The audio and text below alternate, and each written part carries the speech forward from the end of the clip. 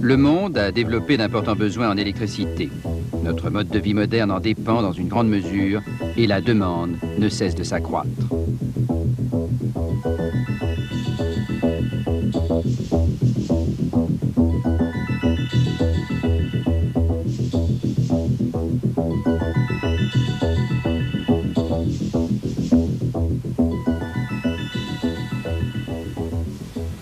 Mais l'électricité n'est pas une ressource naturelle. Elle doit être générée par des machines utilisant les sources d'énergie disponibles localement. Ainsi, dans pratiquement tous les cas, le générateur initial choisi est une turbine, qu'elle soit mue par la vapeur, le gaz, l'eau ou le vent.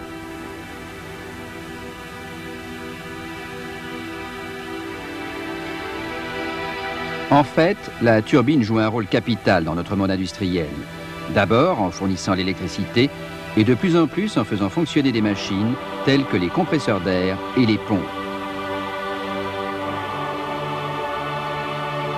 Mais pourquoi la turbine?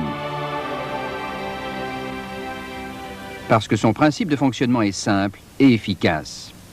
Lorsqu'un fluide est envoyé contre les aubes incurvées d'un rotor, il doit changer de vitesse et de direction. Ceci génère de l'énergie cinétique qui fait tourner le rotor, mouvement mécanique produit en une seule action.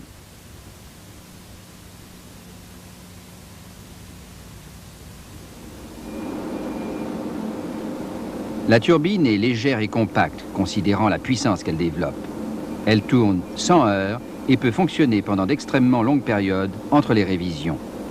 Mais ses besoins en lubrification sont très rigoureux.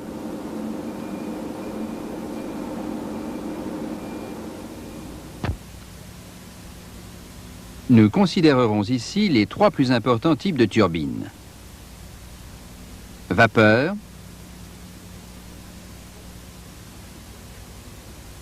gaz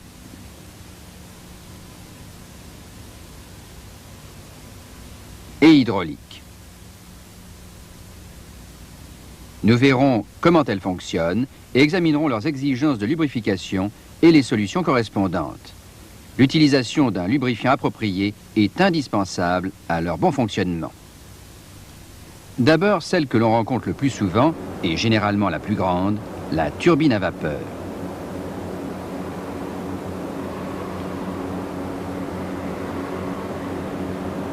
La vapeur qui motivera la turbine est produite séparément dans une chaudière. Elle est canalisée sous forte pression jusqu'à des ajutages qui orientent son écoulement sous l'angle optimum vers la première rangée d'aubes mobiles d'une roue. Un jeu stationnaire d'aubes, les stators, réoriente ensuite la vapeur, toujours sous l'angle d'attaque optimum, vers une seconde série d'aubes mobiles et ainsi de suite.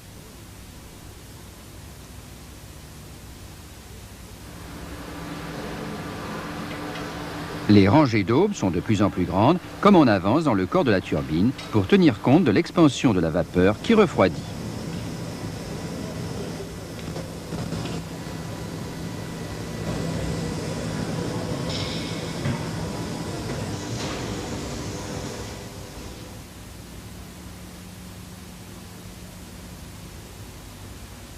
Toutes les roues mobiles à aubes de la turbine sont montées sur un même axe et constituent le rotor. Celui-ci repose sur des paliers et les stators sont solidaires de l'enveloppe extérieure, formant un cylindre. La diminution de pression de la vapeur est généralement répartie sur au moins 2 cylindres ou plus. Si elle est simple dans son principe, la turbine à vapeur n'en est pas moins difficile à réaliser et ses exigences de lubrification sont très sévères.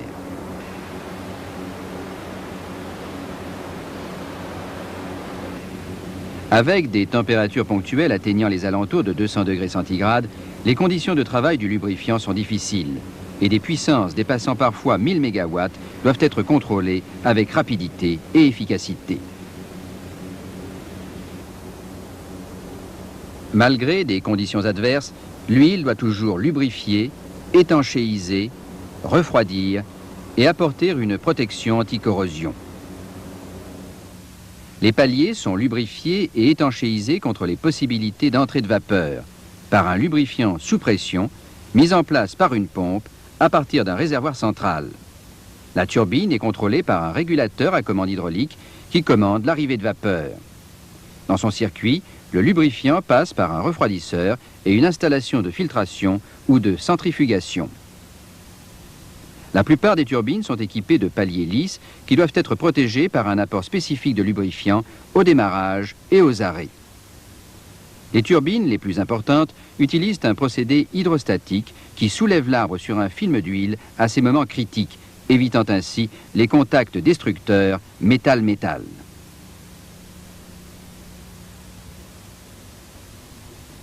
Mais la capacité de l'huile à remplir sa fonction peut être mise en péril de différentes manières. De l'eau peut entrer dans le circuit, par exemple par un refroidisseur défectueux ou par condensation pendant les périodes d'arrêt. Des bulles d'air peuvent être entraînées dans l'huile, généralement par manque de rigueur opérationnelle. Des impuretés peuvent aussi être introduites dans l'huile, pour les mêmes raisons. Puis, cette mixture polluée et peu engageante sera chauffée, s'oxydera et deviendra un agent de colmatage, à moins que l'on utilise une huile spécialement conçue pour les paliers de turbine. Sans cette protection, les conséquences seraient graves et pourraient entraîner l'arrêt complet de l'installation. Dans ce cas, le principal coupable est la corrosion, qui produit une plus ample contamination, amenant à la destruction des paliers. Et ceci simplement parce que le lubrifiant ne pouvait plus remplir son rôle. Ainsi, toutes les précautions doivent être prises pour préserver l'énorme investissement que représente la machine et lui permettre d'assurer sa production sans défaillance. La recherche continuelle et le développement de nouveaux produits dans les laboratoires Shell ont permis la mise au point de lubrifiants spécialisés pour turbines à vapeur élaborés à partir d'huiles de base minérale particulièrement raffinées. Leur supériorité par rapport aux huiles non spécialisées est clairement démontrée par des tests en laboratoire.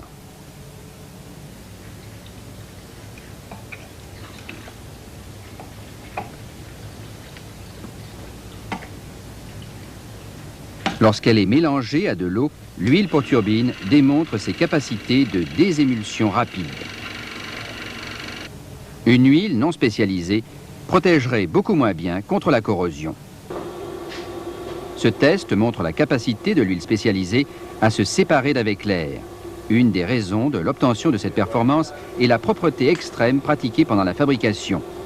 La densité de l'échantillon est définie, puis une quantité donnée d'air est injectée. Après une période de temps prédéterminée, la densité est à nouveau mesurée. Le lubrifiant spécial est pratiquement clair, alors que l'huile ordinaire s'est peu séparée d'avec l'air, ce qui pourrait résulter en des avaries de pompe et en un manque de lubrifiant au point critique. Le moussage est une autre source d'inquiétude, pas tant pour les dommages causés directement que par la perte d'huile entraînée par les bulles débordant du système. Là encore, c'est par manque de lubrifiant au point critique que les problèmes surviendraient. Les turbulences dans le système sont une des causes, et encore ici, un lubrifiant spécial pour turbine sera bien moins affecté qu'une huile moins élaborée. Les lubrifiants spécialisés combattent aussi le problème potentiel de la corrosion. Des inhibiteurs spéciaux sont incorporés à cet effet à la fabrication. Il faut qu'ils ne soient pas incompatibles avec le pouvoir antioxydant de l'huile, caractéristique essentielle à une longue vie du lubrifiant.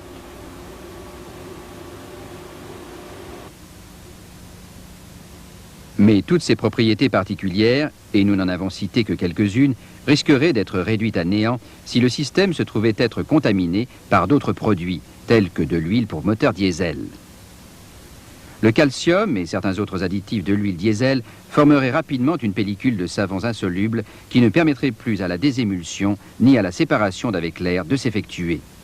Pour la sauvegarde de l'installation, il faudrait alors effectuer une vidange et un changement complet de la charge de lubrifiant.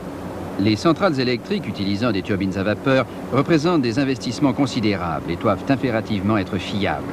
Un des maillons essentiels de la chaîne est l'huile qui lubrifie et contrôle le système. Elle doit être judicieusement choisie et vérifiée en service par échantillonnage systématique.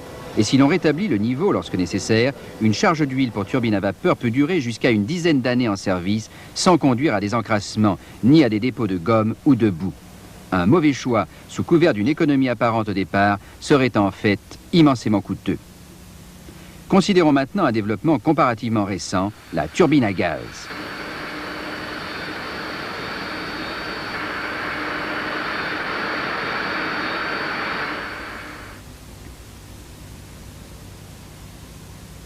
Ses éléments principaux sont une turbine,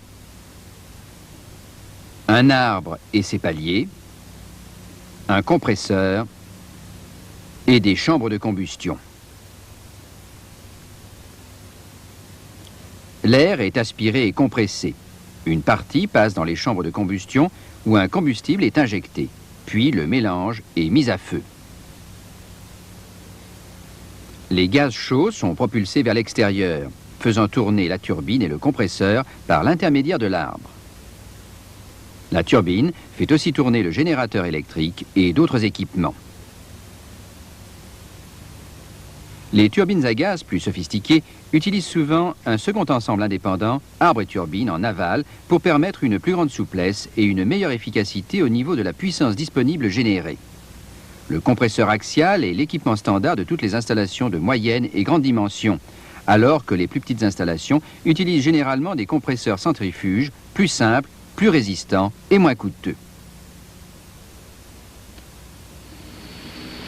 Puisque la phase combustion est localisée physiquement dans le corps de la turbine, au lieu d'être à l'extérieur comme dans le cas de la turbine à vapeur, de très hautes températures internes sont générées, qui posent des problèmes particuliers pour arriver quand même à une bonne lubrification.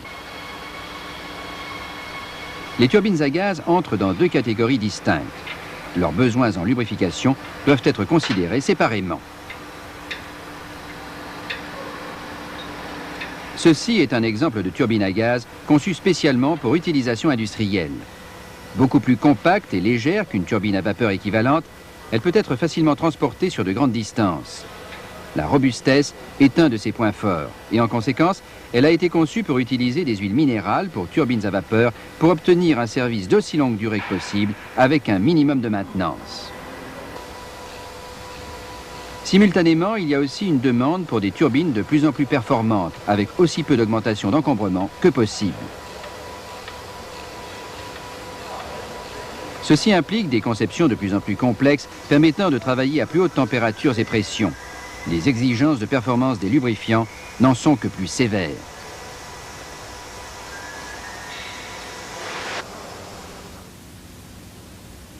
Mais la capacité de la turbine industrielle à gaz à tourner avec un minimum d'attention peut aussi conduire à la catastrophe. Les usures et avaries des paliers résultant d'appoints faits avec une huile non conforme, de même que la nécessité d'un minimum de maintenance préventive, ne sont pas toujours bien comprises.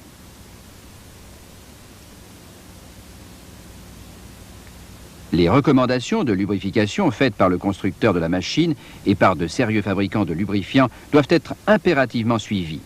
Entre autres, une bonne stabilité thermique est essentielle. L'échantillon clair a démontré ses capacités antioxydantes, alors que l'autre ne satisfait pas aux exigences de la machine et son utilisation pourrait être désastreuse. Les turbines à gaz industrielles modernes sont des machines coûteuses que l'on ne change pas facilement. Elles sont intégrées dans des ensembles énergétiques généralement importants et ne peuvent réaliser leur potentiel prévu par le constructeur que si elles sont correctement installées, utilisées, entretenues et lubrifiées avec des huiles spécialement conçues à cet effet.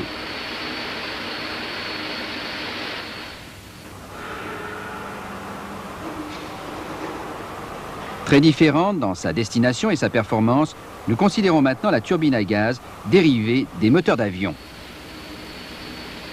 Une puissance prodigieuse est générée à partir d'unités remarquablement compactes et légères.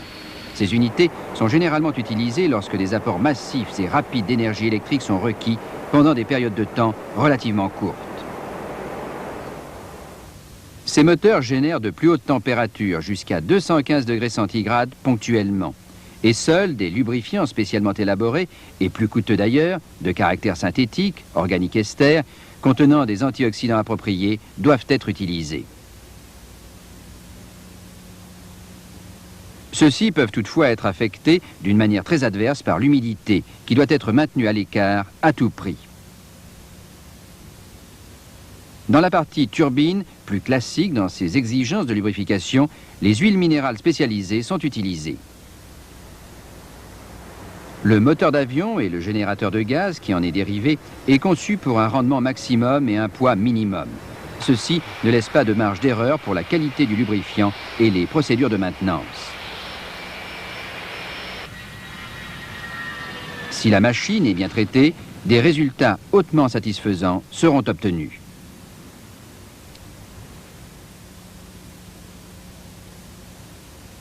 Puis, en dernier, mais pas de moindre importance, nous considérons maintenant les turbines hydrauliques dont l'utilisation pourrait bien s'accroître encore plus avant dans le futur.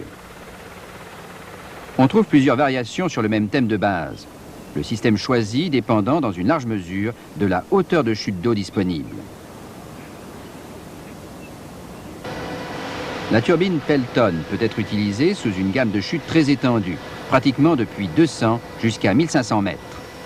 Turbine Francis est celle dont le domaine d'utilisation est le plus vaste. Elle peut fonctionner dans des conditions de hauteur de chute très étendues, de quelques dizaines de mètres jusqu'à 700 mètres. L'efficacité de cette turbine est remarquable. La turbine pompe réversible, capable de turbiner dans un sens lorsque l'énergie électrique est requise et de refouler en tournant en sens inverse, utilisant l'électricité excédentaire des heures creuses, accumulant ainsi de l'énergie potentielle par pompage d'eau vers des réservoirs d'altitude. Avec 5 étages, on parvient à refouler jusqu'à 1200 mètres. Puis, pour les installations de basse chute, les turbines Kaplan, 12 à 50 mètres, et Bulb, 3 à 20 mètres. Cette dernière étant particulièrement bien adaptée aux grands arnages, centrales marémotrices. Les lubrifiants pour turbines à vapeur comportant des inhibiteurs de corrosion et d'oxydation sont adaptés aux paliers de toutes ces turbines, ainsi qu'à leur système de régulation hydraulique. Les températures sont basses et la tendance à l'oxydation n'est que légère. Lorsque l'on aura affaire à des distributeurs Kaplan et ou à des pales réglables, certaines turbines bulbes, on utilisera généralement une huile raffinée de viscosité élevée pour à la fois lubrifier et étanchéiser les pivots correspondants.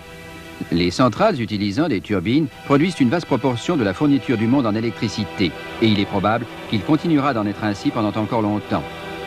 Afin de satisfaire à une demande en énergie toujours croissante à des prix compétitifs, une plus grande efficacité est attendue de tous les types de turbines. Ceci implique de plus hautes températures et pressions, une maintenance plus légère et de plus grands intervalles entre les révisions. De telles améliorations ne seront possibles que grâce à la recherche et au développement continu de lubrifiants spécialisés, capables d'être toujours en parfaite phase avec l'évolution de la sévérité des exigences opératoires de la machine. Sans le support et la protection de ces lubrifiants, correctement choisis et maintenus en service, la perspective des progrès à venir ne serait pas envisageable.